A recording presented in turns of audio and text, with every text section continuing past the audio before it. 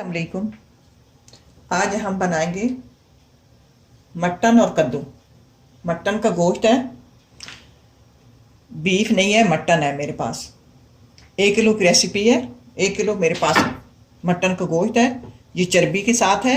आप हो सके तो चर्बी के साथ बनाया करें। कई लोग चर्बी उतार देते हैं। चर्बी अल्लाह ने खाने के लिए बनाई है और इसके बहुत फ़ायदे हैं।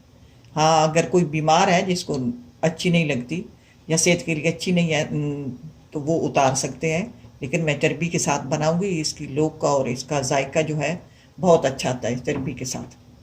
पैन मैंने ऊपर रख दिया। अब इसमें डालेंगे खड़े गरम मसाले। मैंने इसमें तेल डाला हुआ है। 200 ग्राम तेल है। खड़े गरम मसाले हैं, इसमें जीरा नहीं है। 3 छोटी इलायची, लौंग, काली मिर्चें, दालचीनी, 2 बड़ी इलायची, ये डाल देते हैं।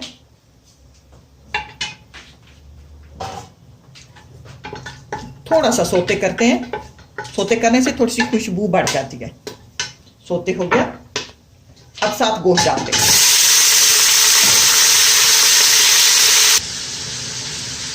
साथ ही लहसुन अदरक का पेस्ट डाल देते हैं।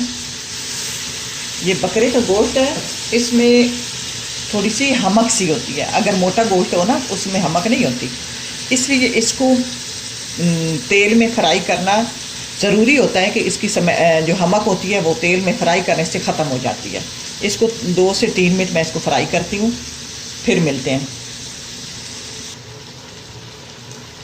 अब ये 5 मिनट मैंने गोश्त को फ्राई कर लिया है।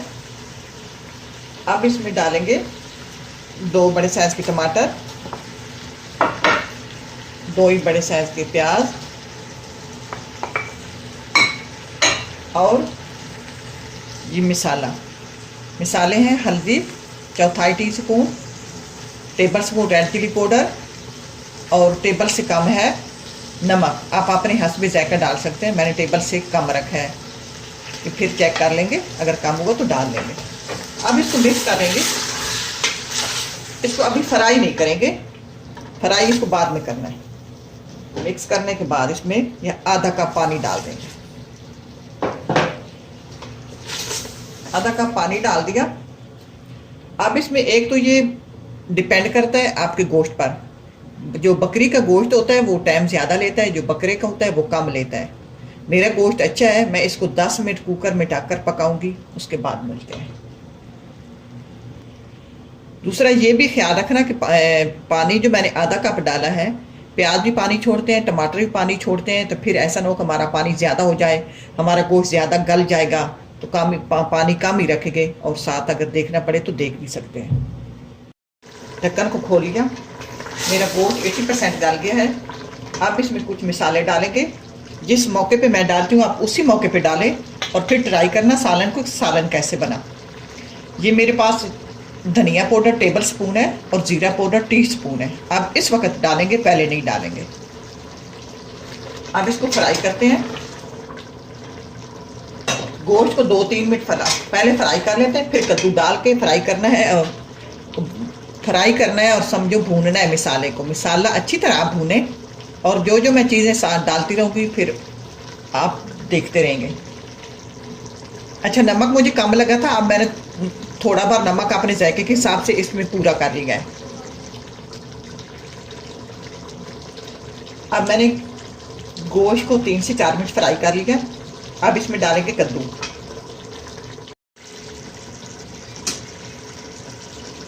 अब ये मेरे पास आधा किलो कद्दू थे, 1 किलो गोश्त है। ये ज़रूरी नहीं होता कि गोश्त ज़्यादा हो, कद्दू कम हो, ये हो। आप बस समझदारी से बनाएं तो कम या ज़्यादा कर सकते हैं। अब ये मैंने ज़्यादा बड़े भी नहीं, दरमियाने पीसों में काट लिया है, और 3 मिनट इसमें फ्राई करते हैं। अब कद्दू कम हो ना तो खूबसूरत लगता है, गोश्त ज़्यादा हो, कद्दू कम हो। दूसरी ये बात मैं बताती चलूँ कि हमें इन कद्दू, करेले, भिंडी, इनकी बड़ी कदर कीमत है हमारे पास, क्योंकि हमें बड़ी मुश्किल से मिलते हैं और बड़ी मेहनत करके जाते हैं बहुत दूर शहर में, यहाँ से तलाश कर करके ले आते हैं। कहते हैं ना, जो चीज़ मेहनत से मिलती है उसकी कदर होती है। इसलिए हमारे घर जिसमें ये कद्दू करेले भिंडियाँ बने तो ऐसा लगता है कि जैसे आज हमारे घर में ईद है। अच्छा, बुनाई करने में कंजूसी नहीं करनी। मैंने 3 मिनट कद्दू डाल के भी फ्राई कर लिया। अब ये मेरे पास 2 चम्मच दही है, इसको डालकर इसका पानी खुश करते हैं। अब मैंने चूल्हा बंद कर दिया। चूल्हा बंद करके दही डालें, मिक्स कर लेते हैं, फिर चूल्हा ऑन करेंगे। दही जो है वो फट जाता है और वो हंडिया ख़राब हो जाती, जायका अच्छा नहीं आता, लोग अच्छी नहीं होती। पहले मिक्स कर लेते हैं। अब मैंने मिक्स करके चूल्हे को ऑन कर दिया।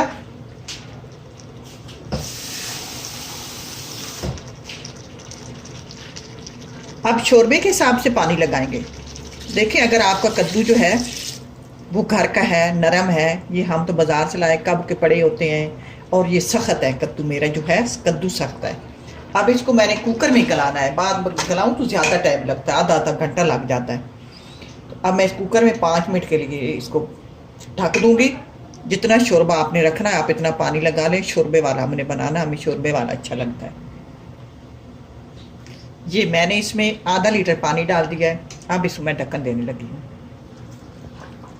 अब मैंने ये ढक्कन उतार दिया है। अब इसमें हरी मिर्चें डालेंगे। हरी मिर्चें ये मेरे पास है 9। अगर आपके पास छोटी इतनी है तो उसको दरमियान से काटे नहीं। ये मेरे पास बहुत लंबी मिर्च थी तो लंबी अच्छी इतनी नहीं लगती, तो इसलिए मैंने इनको दरमियान में काट दिया और इनकी डूंडी भी नहीं काटे। इसमें आप जायके के हिसाब से डाल दें। मैंने 3-4 डाल दी, 3-4 डाल दें, बहुत इनकी लोग अच्छी है।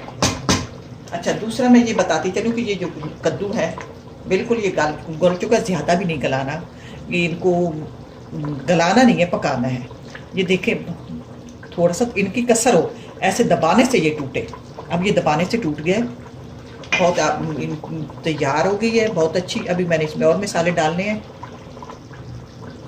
अच्छा, मैंने पहले कद्दू के बारे में आपको बताया है कि कद्दू जो हमारे पास हो तो बहुत सख्त है। अगर आपके पास ताज़ा कद्दू वो नरम हो तो आप कुकर का ढक्कन न दें। अगर आप मिसाल के तौर पे कुकर में बना रहे हैं, ढक्कन बंद ना करें कि नहीं तो ख़राब हो जाएगा आपका। आप वैसे उस खुले बर्तन में थोड़ी देर पानी रखें और हो जाएगा। अब मैंने इसमें मिर्ची डाल दी है, बिल्कुल हंडिया हमारी तैयार हो गई है। अब मैं इसमें टीस्पून गरम मसाला डालूँगी। तो प्लीज़ आप इसमें सब्ज़ धनिया नहीं डालना, कद्दू में सूट नहीं करता। हमारी तो घर की सब्ज़ी होती हैं, हमें बहुत तजर्बा है, तो आप वो सब्ज़ धनिया नहीं डालें। आप जो मैंने चीज़ें डाली हैं वो डालें और इंशाल्लाह इस तरह की ट्राई करें तो बहुत लजीज और मज़े की तैयार हुई हंडिया।